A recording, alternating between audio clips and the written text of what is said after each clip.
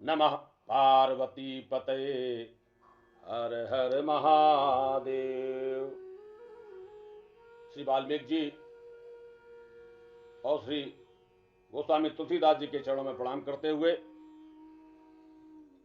भगवान राम का और जनक वल्लभा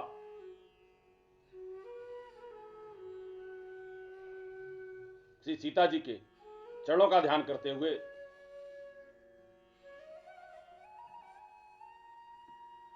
कथा को प्रारंभ करता हूं कि वर्णानाम अर्थ संघानाम रसानाम छंदसामपि अमंगलानाम चकर्तारौ वंदे वाणी विनायकौ भवानी शंकरौ वंदे श्रद्धा विश्वास रूपिणौ याभ्याम विना न पश्यन्ति सिद्धा स्वांत स्थिमीश्वरम वंदे बोधमयं नित्यं गुरुं शंकर रूपिणम् यमाश्रितो हे वक्रो अपि चंद्रः सर्वत्र वन्दते सीताराम गुणग्राम पुण्यारण्य विहारिणौ वंदे विशोध विज्ञानौ कवीश्वर कपीश्वरो स्थिति संहार कारणीं क्लेशहारिणीं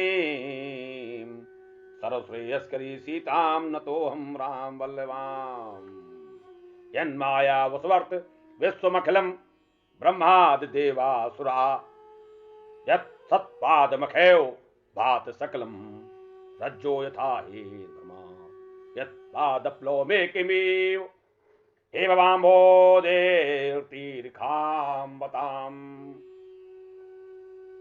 वन्दे अहं तं शेष कारण परम रामाख्मीखं हरिं नाना पुराण निगमागम सम्मतं यद रामायणे निगदितं क्वचिदन्यतो अपि स्वान्ता सुखाय तुलसी रघुनाथ गाथा भाषा निबंध मत मंजुल मात नोती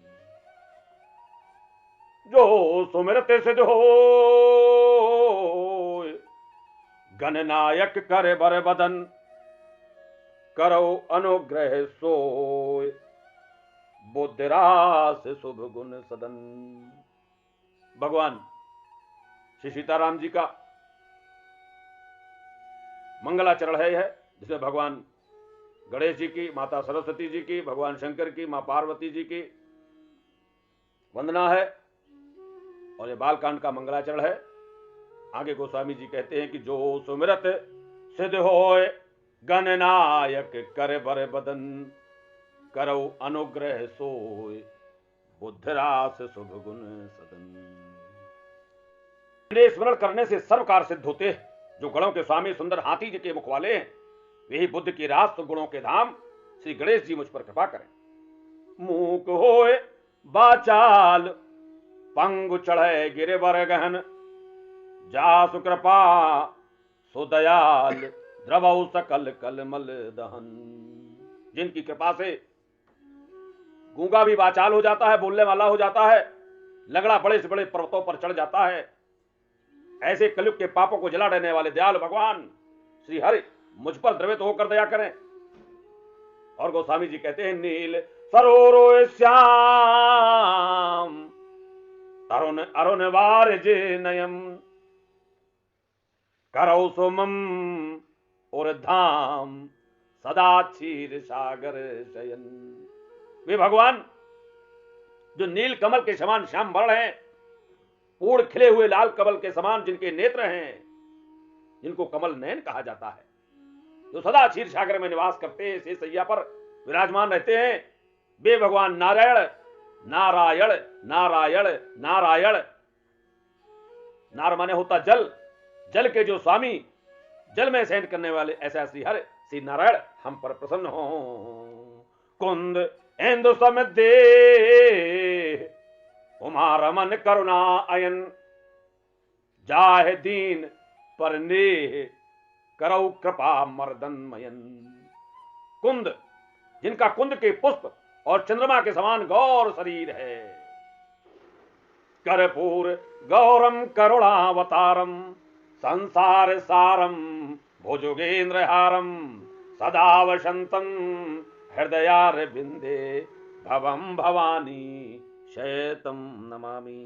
ऐसे शंकर जी जो बंकुंद इंदु सम देह, जिनका कुंद के पुष्प और चंद्रमा के समान गौर शरीर है, उमा रमन करुणा अयन, जो पार्वती जी के प्रियतम हैं, और करुणा अयन, दया के जो धाम हैं, जाहे दीन पर ने, जो दीनों पर दया करने वाले हैं, जो दीनों पर स्नेह रखते हैं। करहु कृपा मर्दन मयन, ऐसे कामदेव का मर्दन करने वाले भगवान शंकर हम पर कृपा करें। बंदौ गुरुपद कंज कृपा सिंधु नर रूप हरे महा मोहितम पुंज जासु बचन रब करे निकर। दीन पर ने करहु कृपा मर्दन मयन।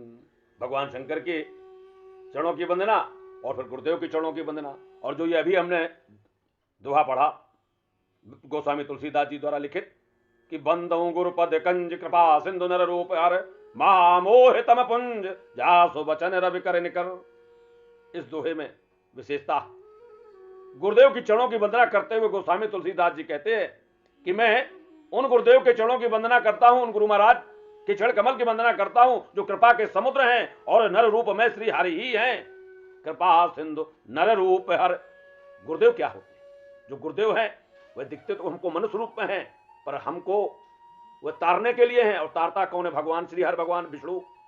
तो ये जो हमारे गुरुदेव होते हैं, गुरु के चरणों में कैसी श्रद्धा रखनी चाहिए, जैसी हम भगवान के चरणों में रखते हैं। ये भगवान ही हैं जो हमें नर रूप में गुरुदेव के रूप में प्राप्त हुए हैं। ऐसे गुरुदेव जी के चरणों की वंदना करते हैं गोस्वामी जी। कहते महामोह तम पुंज जासु वचन रवि कर निकर, जिनके वचन, इन गुरुदेव के वचन जो हैं, ये महामोह रूपी अंधकार को नाश करने के लिए कैसे है?